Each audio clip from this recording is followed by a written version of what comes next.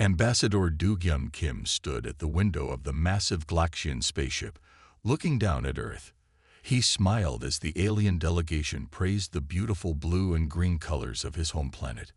They were especially impressed by the clear skies and clean oceans. This was exactly what he had hoped for. "Your planet's environmental restoration is remarkable," said the Galaxian chief observer, his purple skin glowing with excitement. "Just 50 Earth years ago, our scans showed dangerous levels of pollution. Now it's like looking at a completely different world."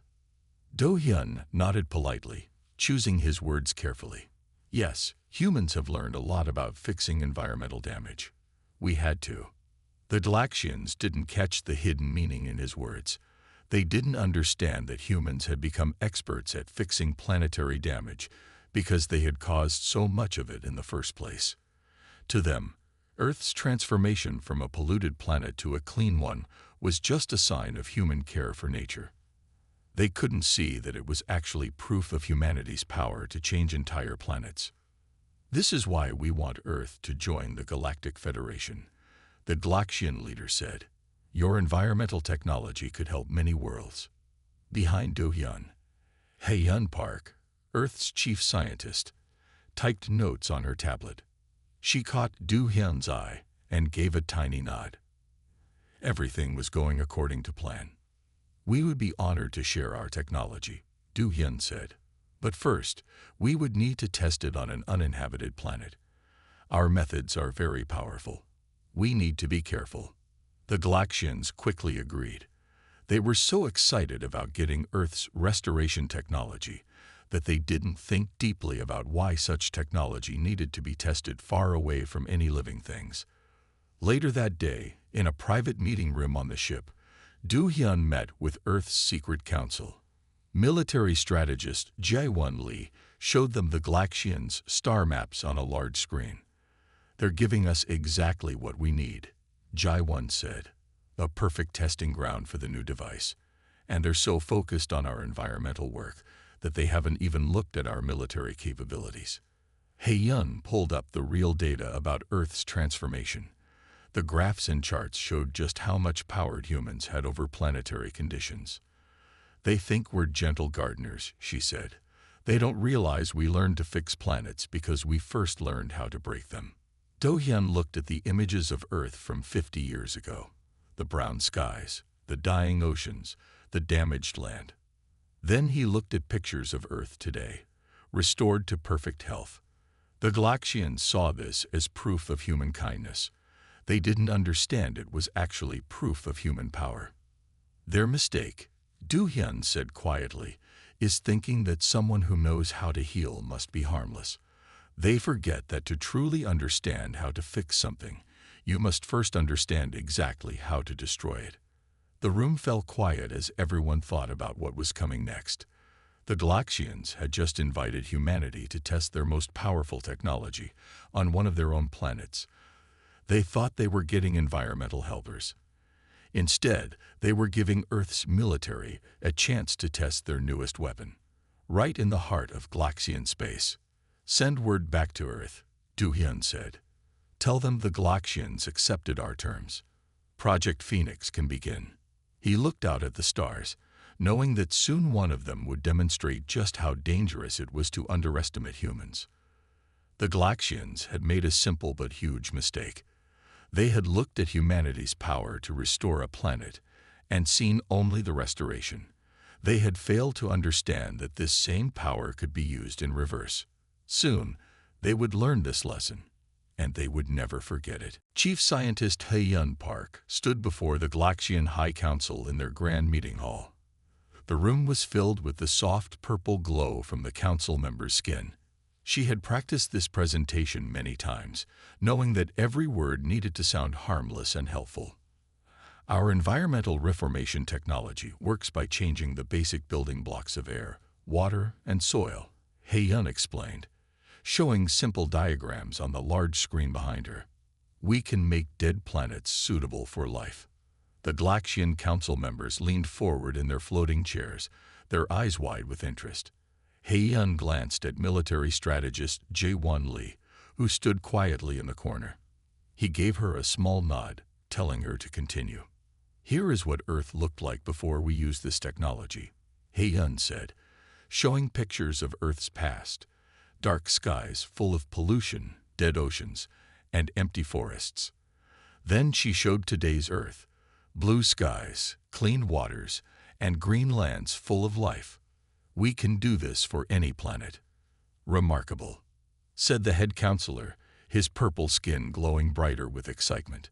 But surely such powerful changes must be dangerous. How do you control it? He-Yun smiled. This was the question she had waited for. That's why we need to test it first, she said. We need an empty planet, far from any living things. The changes we make are very big. We must be careful. Jai-Won stepped forward. Your star maps show a perfect planet in the outer rim, he said, pointing to a small red dot on the space map. No life, no valuable minerals, just the right size for our test. The council members talked among themselves. He-Yun watched them carefully. They were scientists and diplomats, used to thinking about creation, not destruction. They didn't ask the important questions. They didn't wonder why a healing technology needed to be tested so far away. They didn't ask why it needed to be tested on a whole planet instead of a small area. The planet is yours to test on, the head counselor finally announced. We will send observers to learn from you. After the meeting, He-Yun and Ji-Won walked through the Galaxian ship's wide halls. Once they were alone, Ji-Won spoke quietly. They don't understand what they just gave us, do they? He-Yun shook her head. They think we're going to plant flowers and clean the air, she said. They don't realize that any technology powerful enough to rebuild the planet can also take it apart. Ji-Won finished.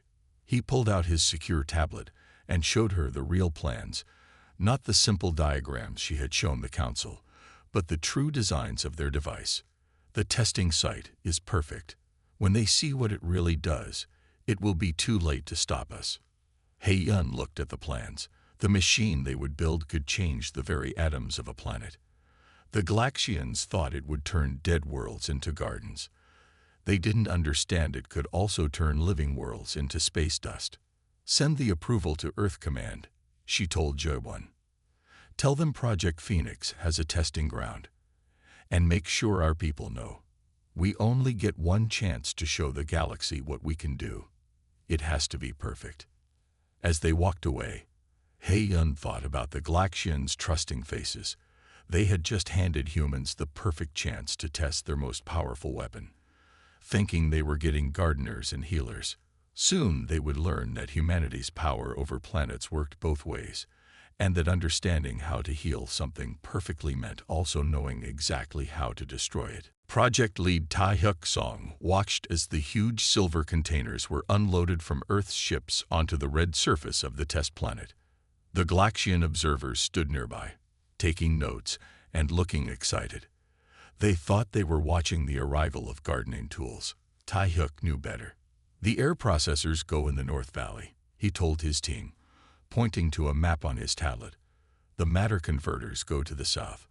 Remember the cover story. They're just for cleaning the atmosphere. The Galaxian chief observer walked up to him, purple skin shimmering in the alien sun. Your equipment is very large, the alien said. Do you need all this just to make the air breathable? Tae-hyuk smiled, remembering his training. Earth was very polluted once, he explained. We learned that fixing a planet takes big machines. Like cleaning a very dirty house, you need good tools. The alien nodded, writing something in his notes. He didn't ask why the machines had thick armor plating. He didn't wonder about the heavy security around each piece. The Galaxians were so focused on learning about Earth's environmental work that they missed all the warning signs. As the day went on, more equipment arrived. Each piece was part of a weapon that could tear a planet apart, but the humans installed them as if they were building a garden. Young engineer Min-ji Choi worked on the computer systems, hiding their true purpose behind simple-looking screens. The control center is almost ready, Min-ji reported to Tae-hyuk. The Galaxians can only see the environmental readings. All the real data is hidden. Tai-Huk looked at the massive machines spreading across the valley. From the outside, they looked peaceful enough, just big silver boxes with pipes and sensors. But inside each one was technology that could reach down to the planet's core and change the very atoms that held it together. Later that day, Director Sang-Hoon Nam arrived from Earth to check on their progress. He gathered the human team in their secure meeting room, far from alien ears. Earth Command is pleased, Sang-Hoon told them. The Galaxians suspect nothing. Their own security systems are helping to guard our weapon. He laughed softly. They're protecting it from everyone except us. When do we start the test? Tai-Huk asked. Soon, Sang-Hoon replied. We need to do a few small demonstrations first. Show them some minor environmental changes. Make them think everything is normal. Then, when they'd fully trust us, he let the sentence hang in the air. That night, Tai-Huk stood outside, looking at the stars. Somewhere up there was Earth, waiting to show the galaxy its true power. The Galaxians had given humans everything they needed: a perfect test site, protection, and most importantly, trust. Sir, Minji called from the doorway. The final pieces are arriving tomorrow. Where should we put the energy core? In the center, Tai-Huk said. Right where they think we're building the main air cleaner. He looked at the dark shape of the mountains around them. By the time they realize what it really is, the test will be starting. And then, he smiled. Then the whole galaxy will learn why you should never give humans a chance to test their weapons in your own backyard. The machines hummed in the darkness, waiting for the moment when they would show everyone that humanity's greatest trick was making their planet killer look like a gardening tool. Minji Choi stared at her computer screen, her heart beating faster as she looked at the numbers. Something was different about today's readings. The energy levels from the main device were much higher than what they had told the Galaxians to expect. She knew she should report this to Director Sang-Hoon Nam right away. She found him in the control room, talking with the Galaxian scientists. They were all watching the fake readings on the main screen, which showed only simple air quality numbers. The real data on Minji's tablet told a very different story. Director Nam, she said quietly, may I speak with you privately? In his office, Minji showed him the true readings. The energy output is already changing the planet's core, she explained. It's happening faster than we planned. If the Galaxians check their deep scanning equipment, they might notice. Sang-Hoon looked at the numbers and smiled. Good, he said. The device is working better than we hoped. Don't worry about the Galaxians. They trust us completely now. They stopped checking their deep scanners days ago. But sir, Minji said, pointing to a flashing red number, the reaction is spreading. We haven't even started the main test yet, and already. That's exactly what we want. Sang-Hoon interrupted. Let it build up slowly. By the time anyone realizes what's happening, it will be too late to stop it. Outside the office, the Galaxian chief scientist was giving a speech to his team. The humans are amazing, he said, his purple skin glowing with happiness. Look how carefully they test everything. Look how gentle their changes are. We were right to trust them with this project. Minji watched the aliens, feeling strange.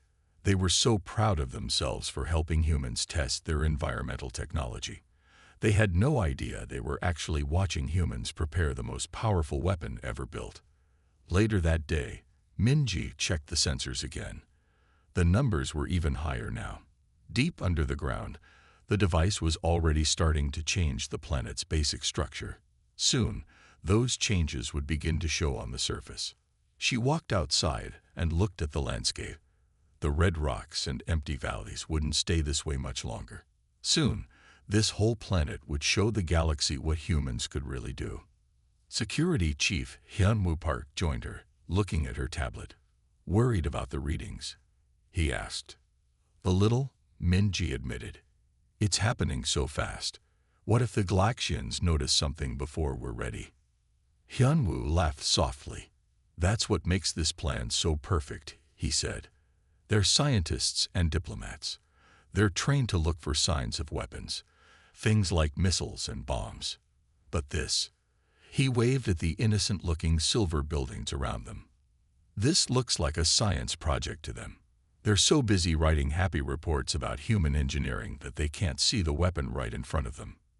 As the sun set, Minji watched the Galaxian observers heading to their sleeping quarters. They looked so peaceful, so sure that everything was fine. They didn't know that under their feet, humanity's greatest weapon was already beginning to wake up. Tomorrow, Hanwoo said quietly, we start the main sequence. And then the whole galaxy will learn what happens when you let humans test their technology in your own space. Weapons specialist Yuna Kang sat at the main control panel, her fingers hovering over the activation screen. The room was quiet except for the soft beeping of computers. Behind her, the Galaxian observers waited excitedly for what they thought would be a simple environmental demonstration. Beginning final test sequence, Yuna announced. Her voice was calm, but her heart was racing. This was the moment Earth had planned for so carefully. Security Chief Hanwoo Park stood by the door, watching the aliens closely. They still looked happy and relaxed. They had no idea that in the next few minutes, everything would change. Powering up main systems, Yuna said. On her screen, red warning lights started flashing. The real readings, hidden from the Galaxians, showed massive energy building up deep inside the planet.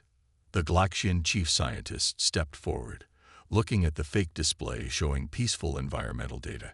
Your power levels seem a bit high, he said, sounding slightly worried for the first time. Director Sang-hoon Nam smiled at him. Don't worry, he said softly. Everything is working exactly as planned. Suddenly, the ground trembled. One of the younger Galaxians pointed at the window. The sky, he shouted. Look at the sky. The planet's red atmosphere was beginning to shimmer and change color. Dark clouds formed out of nowhere, swirling in strange patterns. The ground shook again, harder this time. What's happening?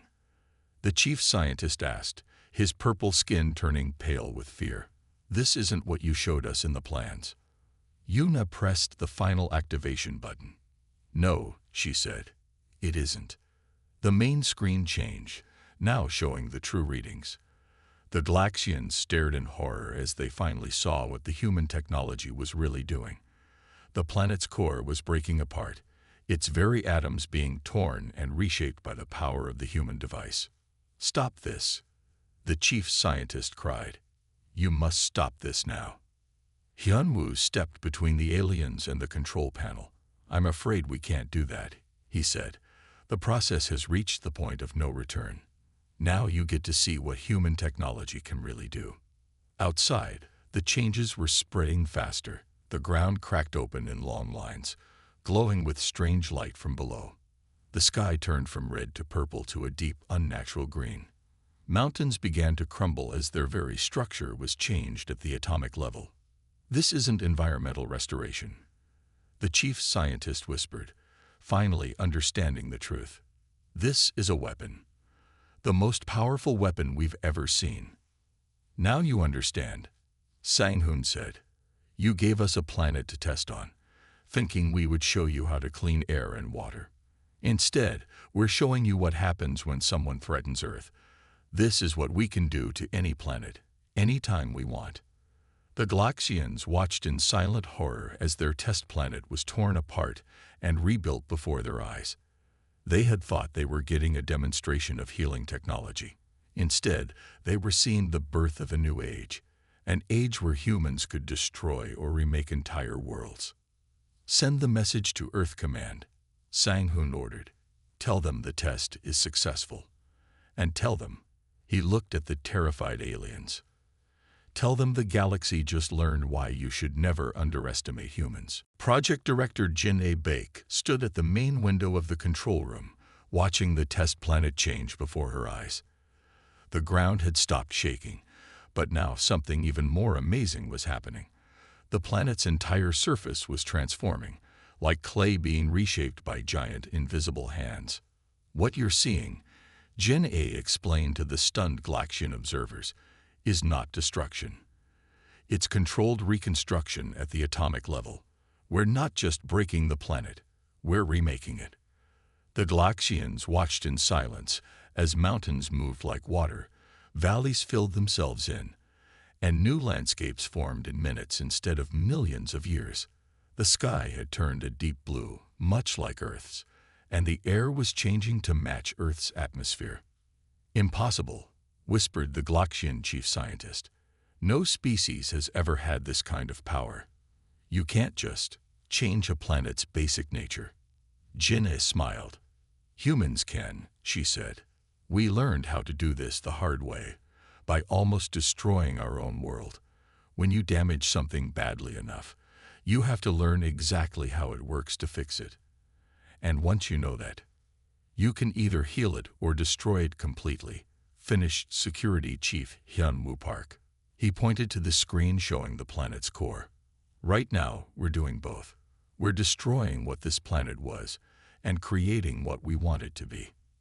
Outside, new oceans were forming as the human machines pulled water molecules out of underground ice and reformed them on the surface. The temperature was changing too, becoming more like Earth's climate. In just a few hours, the red, lifeless planet had started to look like a younger version of Earth. "This is why we needed a whole planet to test on," Jin'e explained. "This technology doesn't just change one thing, it changes everything. The air, the ground, the core, even gravity itself. We can make any planet into anything we want." The Galaxian leader, who had arrived when the test began, finally spoke. His voice shook with fear. "You told us this was environmental technology. You said you were going to show us how to clean polluted worlds." "We didn't lie," Jin'e said calmly. "This is environmental technology.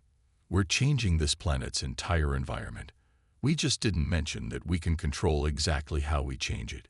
She looked at the screen showing the planet's new oceans. "We can make a dead world live, or make a living world die. The choice is ours." The Galaxians huddled together, their purple skin now pale with shock. They had thought they were watching a simple science experiment. Instead, they were seeing the most powerful weapon in the galaxy, a weapon that could remake entire worlds in hours. "Send the final readings to Earth Command," Jin'e ordered. "Tell them Phase 1 is complete. The planet is responding perfectly to molecular reconstruction." As she spoke, the first clouds began to form in the new atmosphere. They weren't the red clouds of the old planet, but white ones like Earth's. Soon, it would rain for the first time in this world's history. "Remember this day," Jin'e told the Galaxians. "Remember what humans can do. And remember that we showed you this power by making a new Earth, not by destroying your worlds. That choice was ours, and it still is." Ambassador Sun Maiko walked into the Galaxian High Council chamber 3 days after the test. The room felt different now. The council members no longer floated peacefully in their chairs. Instead, they sat stiffly, their purple skin dim with worry. They couldn't stop looking at the large screen showing their test planet, now transformed into a small copy of Earth. "The human delegation is ready to discuss new terms," Sun Mai announced.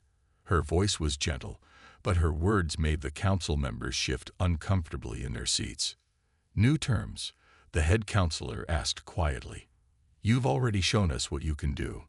What more is there to discuss?" Sun Mai placed a data tablet on the central table. "Earth wishes to be clear about our position in the galaxy," she said. "What you saw was not just a weapon test. It was a demonstration of human capability. We can reshape worlds in hours. We can change planets from dead rocks into living gardens, or the opposite." The council chamber grew very quiet. Everyone remembered how quickly the test planet had changed, how mountains had moved like water, how oceans had formed from nothing, how the very air had transformed in minutes. "Are you threatening us?" a young council member asked. Sun Mai shook her head. "No. If we wanted to threaten you, we wouldn't have shown you our power by creating life. We would have shown you destruction." She touched her tablet, and new images appeared on the screen. Pictures of Earth's past wars, of damaged landscapes that humans had later fixed. Humans learned these powers by damaging our own world, she explained. We nearly destroyed Earth once, but we learned to fix it. Now we can do both, destroy or heal, to any planet we choose. We're showing you this because we want you to understand who we really are. The head counselor looked at the images. And what do you want from us? Partnership, Sunmai said. Real partnership, not the kind where you think we're harmless garden tenders. We want the Galaxian Empire to understand that humans are neither savages nor saints. We're people who made mistakes, learned from them, and gained terrible power in the process. She showed them one final image. The test planet as it looked now, blue and green like a young Earth. We could have turned this planet to dust. Instead, we made it bloom. That's the kind of allies we want to be. The council members looked at each other. They had thought they were inviting a young, peaceful species to join their galaxy. Instead, they had found a race that could remake worlds with a touch of a button. And if we refuse this partnership, the head counselor asked. Then we remain neutral, Sunmai replied calmly. But you will always remember what we can do. And you will always wonder if the next planet we test our environmental technology on might be closer to home. As the council members talked quietly among themselves, Sunmai stood patiently. She knew they would accept. They had no choice. The humans had shown them power beyond anything they had imagined, and had done it right under their noses. We accept your terms, the head counselor finally said. The Galaxian Empire welcomes Earth as a full partner. Sunmai nodded politely. The galaxy's balance of power had just changed forever, and everyone in the room knew it. Humans had proved they were not just another young species to be guided and controlled. They were a force that could reshape worlds or destroy them. The next morning, John woke up early. He was excited to keep exploring the island. He ate a quick breakfast and packed some supplies in his backpack. He made sure to bring plenty of water. John hiked through the dense jungle. The hot sun beat down on him. Sweat poured down his face. He pushed aside large leaves and climbed over fallen logs. It was hard work, but John didn't mind. He loved being surrounded by nature. After a few hours, John stopped to rest near a little stream. He splashed the cool, clear water on his face. It was so refreshing. He refilled his water bottle and sat on a mossy rock. He pulled out his map and compass. He wanted to make sure he didn't get lost. As John studied the map, he noticed an area he hadn't explored yet. It was a bit farther inland from the beach. He decided that would be a good place to go next. Maybe there would be some interesting things to discover there. John continued hiking, following his compass toward the unexplored part of the island. The terrain started to change. The ground became rockier and the plants looked different. He came to a steep hill and carefully climbed to the top. When John reached the top of the hill, he stopped in amazement. Stretching out before him was a stunning view of the island. He could see the sparkling blue ocean in the distance. Puffy white clouds drifted across the sky.